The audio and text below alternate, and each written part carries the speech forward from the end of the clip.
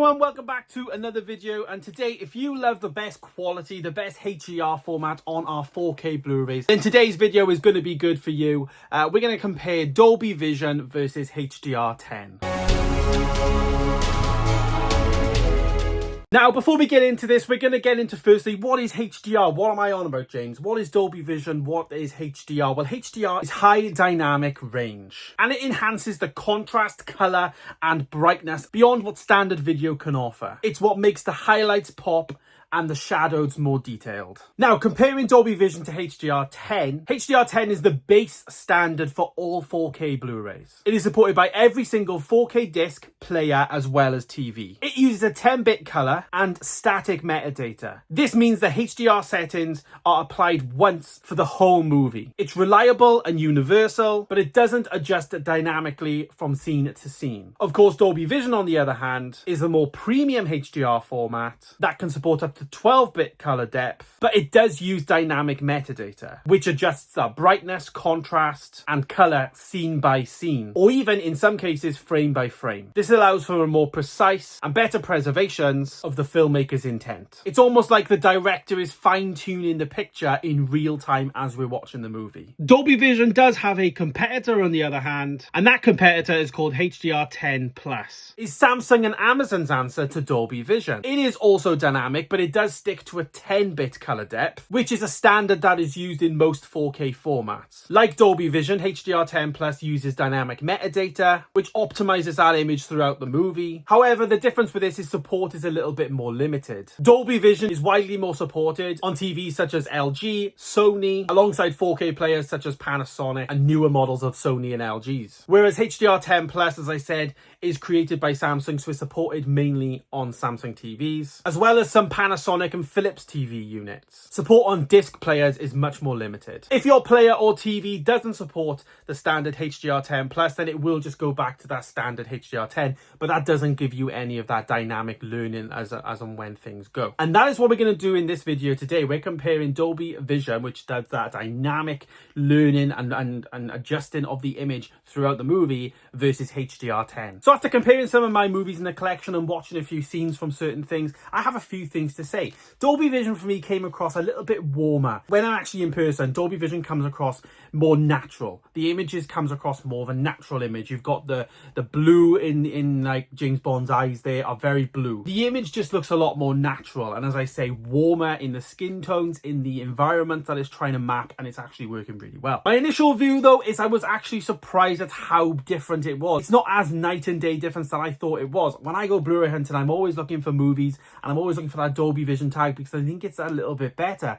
When I'm watching a Dolby Vision title, it is the night and day, the best experience that you can have, hands down. But HDR10, however, the default for all 4Ks, works a treat. Some things that Dolby Vision does do, though, is it handles focus better. I thought there was some elements in some scenes where it kind of felt a bit sharper. But again, that's doing that dynamic stuff. That's looking at the actual image and dynamically labeling the best image that it can for me. And also, I was surprised at how well HDR10 actually handled dim scenes. It actually did really well at displaying images in a comparative way in comparison to, as you say, that dynamic 12-bit color depth coming through from Dolby Vision. Things to mention, though, frame rate of the movie is exactly the same. It's processed in the movie in exactly the same frame rate, so there's no imagery there. In terms of how it may look on the screen, I have got to line it up. So some of the shots might look a little bit different in terms of their frame rate. They actually do look identical. There's no like drop of frames or anything. It actually is smooth, and all of the scenes just play exceptionally well. If there's a movie like Top Gun there where it has a little bit of grain is still present. So if you are somebody that really likes grain,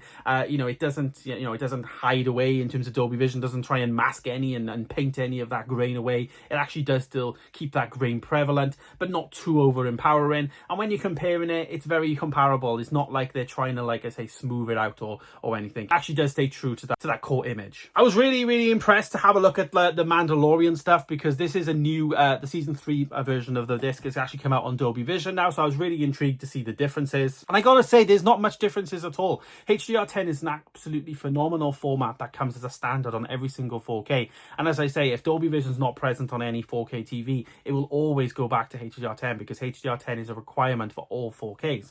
So I was very impressed to see that. You know, I thought Dolby Vision was a lot better. I was really thinking we were missing out with Dolby Vision, having it on Disney Plus only and not on the previous like season 1, season 2 discs. But now Disney has moved, of course, to season 3 and beyond of having Dolby Vision on the discs. And to be honest, you know, it's not really a miss.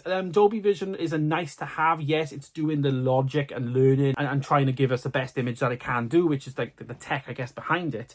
But for a large part of my testing in terms of my Blu-rays here, there wasn't much difference, I would say. So in the past, previously, you get hung up on things like having Dolby Vision. I think if you have the option to ultimately get a Dolby Vision transfer versus a standard 4K, you 100% might as well just choose that Dolby Vision version, of course.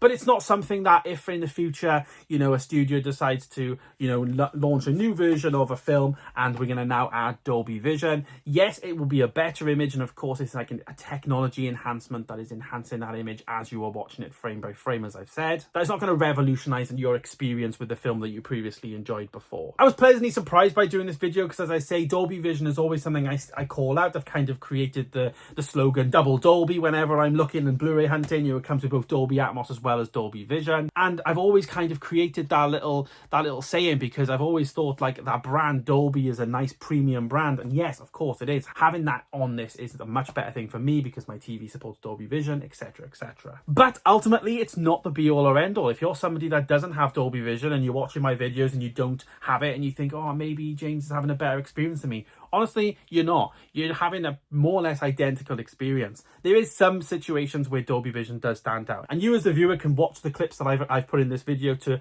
weigh that up. And if you think there's some bits that look better and it's worth investing in a new TV, new player, and then of course ensuring that you've got some Dolby Vision discs. If you think, you know, going out and spending all that money is worth it, then of course then you do that.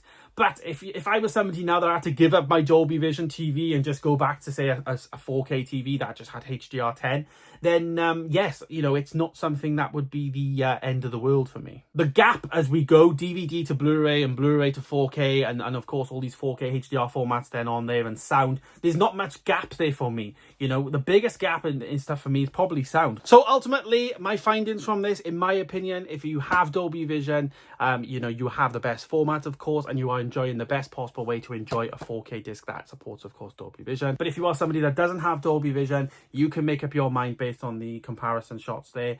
And I personally don't think the jump in price and all of that is worth, you know, the Dolby Vision enhancements unless you can afford it, of course.